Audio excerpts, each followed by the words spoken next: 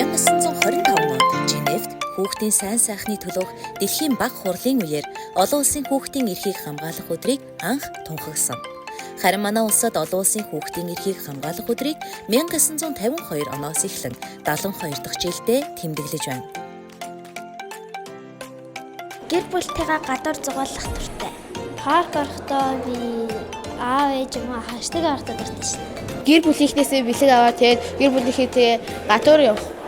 Хүн болгон намайг анхаарч баярын мэнд хүргэдэг болохоор тэр нь гоё санагддаг.